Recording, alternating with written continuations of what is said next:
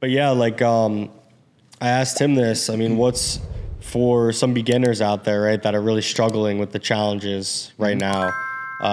What can you tell them to, make a difference with their results? I would say just take it slow. There's always another trade. You don't get rich overnight. This is a long-term game.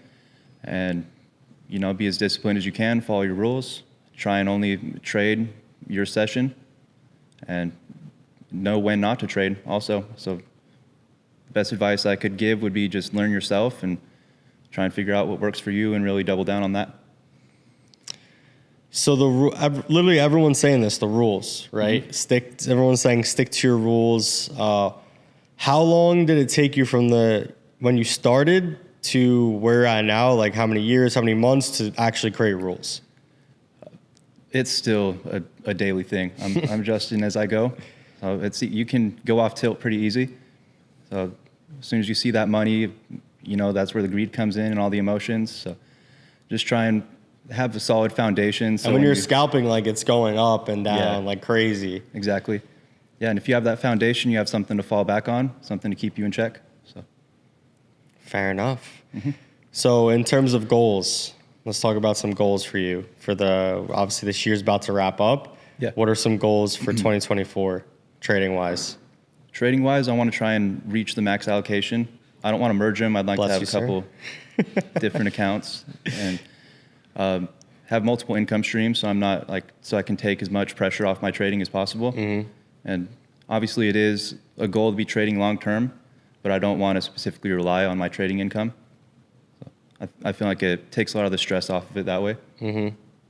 Yeah, that's the main thing. I agree with that too. I think a lot of people, the dream is to like trade full time, but I think trading full time is a lot sexier than it actually is. The idea of it. I think the idea of it is sexy, but then like when you're, in that position where you're alone and it's just like you, the charts all the time, it's a whole other level of psychology at that point. Right. So I do think the balance of having other businesses and other things to do is extremely important to counterbalance the psychology of trading personally. Mm-hmm. So you're still working full time, right? Yeah. And you're in the oil industry. So when would you potentially transition out of that, right? What would it take?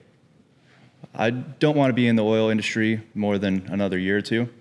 So I'm just working on building my nest egg as much as I can and then build my confidence in trading. Mm-hmm. And as I see those other streams of income start to roll in, I'll slowly start to go more part-time at my job until I can put my energy and attention elsewhere. What would be another stream of income that you'd potentially get into? I'm still working on that. You're figuring that part out? Performance coach. You said last night some mushrooms or something? Dude, I did an ayahuasca retreat, and it really helped me learn myself. And fair enough. It was about a year ago, and I really started to get some traction in my trading after going through that experience. Just helped me detach and just look at things from a more logical standpoint and just learn myself. Yeah, it was really beneficial for me. You feel like it quelled these limiting beliefs that you had? Yeah. Yeah. Mm-hmm. Like I was saying before, you can't solve a problem with the same level of thinking you created it with. So when I'm operating from more of a place of abundance, just in general, I see more opportunities. I'm not I feel a lot more comfortable cutting trades. Mm-hmm. I'm not so reliant on just on my trades daily on a day-to-day basis.